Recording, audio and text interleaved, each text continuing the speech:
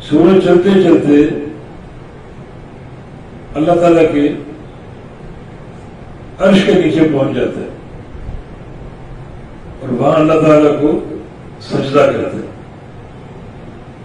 چنانچہ ایک حدیث میں اس کی تفسیر موجود ہے. نبی علیہ السلام کے صحابی ابو ذر غفاری رضی اللہ عنہ نبی علیہ السلام کے ساتھ تھے اور شام کا وقت تھا. سورج کا ڈوبنا دکھائی دے رہا تھا.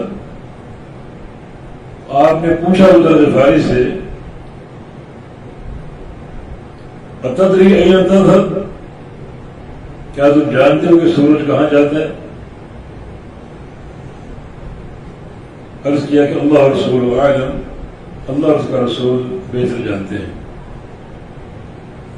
شرعی مسئلے کا علم مجھے نہیں ہے، اللہ کو اور اللہ کے رسول کو.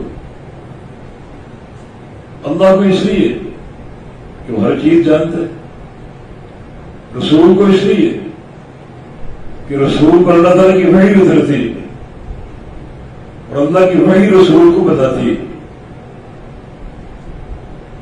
اس قسم کا جملہ امور شرعیہ پر کہا جاتا ہے،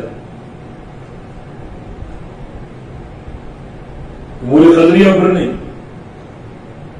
امور قدریہ سے مراد اللہ کی تقدیر کے فیصلے. اللہ نے لکھا ہے کہ بارش کب ہوگی،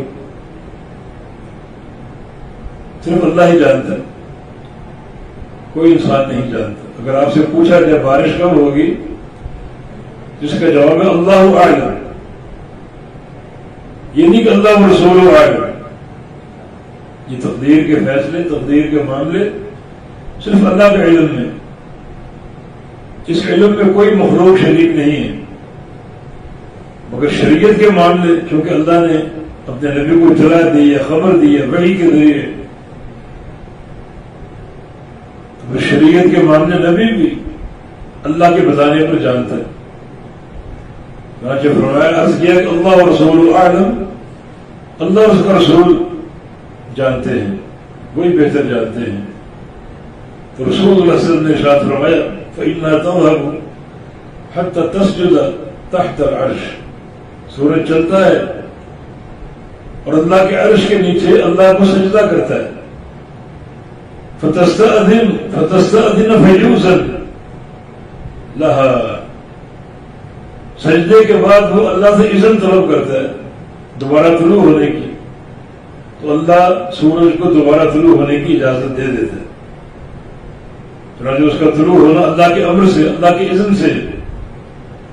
وَيُوشِكُ أَن تَسْجُدَ فَلَا يُقْبَلُ مِنْهَا. اور ان قریب ایسا ممکن ہے، یہ وقت آئے گا کہ سورج سجدہ کرے گا اور اس کا سجدہ قبول نہیں کیا جائے گا. وَيَسْتَأْذِنَ فَلَا يُؤْذَنَ لَهَا. اور سورج اذن طلب کرے گا دوبارہ طلوع ہونے کی اور اس کو اذن نہیں دیا جائے گا، اجازت نہیں دی جائے گی. فَيُقَالُ لَهَا.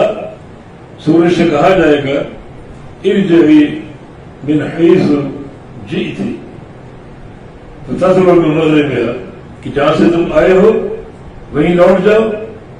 چنانچہ سورج مغرب سے طلوع ہوگا اور وہ وقت قیامت قائم ہو جائے گی. اس حدیث سے مستقر کا معنی واضح ہوا کہ سورج کی استقرار کی جگہ اور سورج کا ٹھکانہ، اس کا تعلق زمان سے بھی ہے اور مکان سے بھی ہے. مکان واضح ہوگا تحت العرش، اللہ کے عرش کے نیچے اللہ کو سجدہ بھیجا جاتا ہے اور دوبارہ طلوع ہونے کا اذن طلب کرتا ہے.